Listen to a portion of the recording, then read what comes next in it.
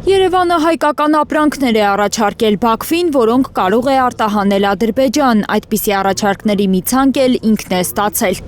Այսօր կառավարության նիստից հետո լրագրողներին հայտնել է Նիկոլ Փաշինյանը։ Պրոցեսներ կան, որ Հայաստանը եւ Ադրբեջանը պոտենցիալ ապրանքների ցանկեր են փոխանակում, թե ինչ ձեռք բերելու եւ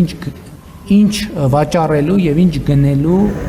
Հայտնի չէ հայկական ապրանքներից ինչն է հետաքրքրել Ադրբեջանին, բայց Հայաստանն այնքան է հետաքրքրված ադրբեջանական նավթամթերքով, որ երկրորդ խմբաքանակն է ներկրում։ Եվ ռեգուլյար կա, եւ պրեմիում, եւ դիզել։ Բաքուն նախորդ խմբաքանակից 3 անգամ շատ մոտ 4000 տոննա նավթամթերք է ուղարկում Հայաստան։ Բացի 1800 տոննա պրեմիում դասի բենզինը, նաև 1000 տոննա ռեգուլյար բենզին է ներմուծվելու, նույնքան էլ դիզվառելիք։ Նախորդ անգամ 22 վագոնով 1300 տոննա բենզին էր եկել Հայաստան։ Հիմա 1, 2, 3, 4-ին ես կարծում եմ, որ բոլորի համար հասկանալի կլինի, որ այդ շուկան եւ հնարավորությունը բաց է բոլորի համար։ Փաշինյանն ըստ էության խոստովանել է, որ առաջին խմբաքանակի ներկրման հնարավորության մասին իրենք բոլոր ընկերություններին չէ, որ տեղեկացրել են, ընտրել են նրանց, որոնք իրենց պատկերացմամբ դեմ չէին լինի ադրբեջանական բենզին ներկրել վաճառել։ Հայաստանի կառավարությունը նախնական ուսումնասիրելով դաշտը այն գործարարներին, որոնք մեր գնահատմամբ հակված չեն լինի դրանից քաղաքական ակցիա սարքել, ասել, որ օրինակ կառավարությունը մեզ ստիպում է, որ մենք Ադրբեջանից բենզին գնենք, իսկ մենք չենք գնում բենզին, որովհետև եւ այլն եւ այլն։ Մենք ասել ենք, որ կա այդպիսի հնարավորություն։ Փաշինյանի խոսքով իրենք չեն սխալվել բոյկոտի այդպիսի ակցիաներից զգուշանալիս, իսկապես եղել են ընկերություններ, որոնք Հայաստան ներկրված բենզինը հրաժարվել են վաճառել։ Այդ մասին մամուլում էին տեղեկություններ հայտնվել։ Ըստ Մեդիահաբի ադրբեջանական բենզինը որոշ վարորդների վաճառելու համար աշխատակիցները խաբում են, թե այն բուլղարական է, որովհետև այդ մարդիկ չեն ուզում ադրբեջանական ապրանք գնել, եթե անգամ այն էժան է վաճառվում։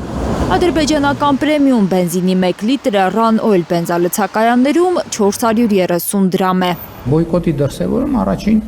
առաջին խմբաքանակի ներկրման ժամանակ եղավ, որովհետև եղան ցանցեր, ովքեր հրաժարվեցին վաճառել այդ բենզինը, ինչը նշանակում է, որ մեր նախնական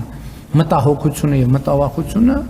ճիշտ էր։ Երկու ընկերություն է արձագանքել իրենց ընձեռված հնարավորությանը, նրանք կապ են հաստատել ադրբեջանական ընկերությունների հետ, պայմանագրեր կնքել ու ներկրել բենզինը։ Այդ ընկերություններից մեկը քաղաքացիական պայմանագիր խմբակցության պատգամավոր Խաչատուր Սուքիասյանի ընտանիքին պատկանող Megatrade-ն է, մյուսը Shisha World-ը, որ գործարար Սամվել Ալեքսանյանի կնոջ Շողերին Ամկրտչյանի եղբոր որդուն է պատկանում։ Մրցակցության և սպառողների շահերի պաշտպանության հանձնաժողովի նախագահ Գեգամ Գևորգյանը անցած ամիս վստահեցրել էր, թե պատահական է, որ հենց այդ ընկերություններն են որոշել ադրբեջանական բենզին ներկրել։ Շուկայի մասնակիցները բոլորն կարծում իմացել են դրա մասին, մա ենթադրում իրանք ցանկություն ունեցի, իրանք բերել են, եթե երրորդ մարտն է ուզենա գնա բերի, ենթադրում կբերի։ Բայց արդեն նաև Վրաստանով տարանցման համար պետք է փող վճարեն բենզին ներկրող ընկերությունները, անվճար փոխադրման հնարավորություն Թբիլիսին միայն առաջին խմբաքանակի համար էր տվել։ Էկոնոմիկայի նախարարության խոսնակը Հայլուրին հայտնեց, որ իրենք տեղյակ չեն, արդյոք այս անգամ Վրաստանը տարանցման փող է գանձել։ Դա այլևս գերատեսչության գործառույթների տիրույթում չէ, այլ գործարարների։ Այս անգամ էլ նույն ընկերություններն են ներմուծում ադրբեջանական նավթամթերքը։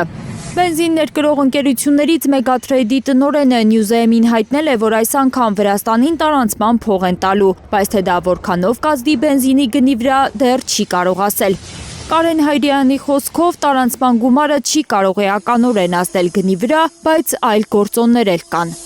Հայտնի չէ, թե ինչ հաշվարկների վրա հիմնվելով է էկոնոմիկայի նախարարը լրագրողներին վստահեցրել, որ շուկայական գներից 80 դրամ էժան կվաճառվի ադրբեջանական նավթամթերքը։ Նախնական գնահատականներով պետքա գինը մեր իմացած շուկայականից մի 80 դրամ էժան լինի։ Լիլիթ Սարգսյան, Առաքել Օհանյան, Հարություն Մաթևոսյան, Հայլուր։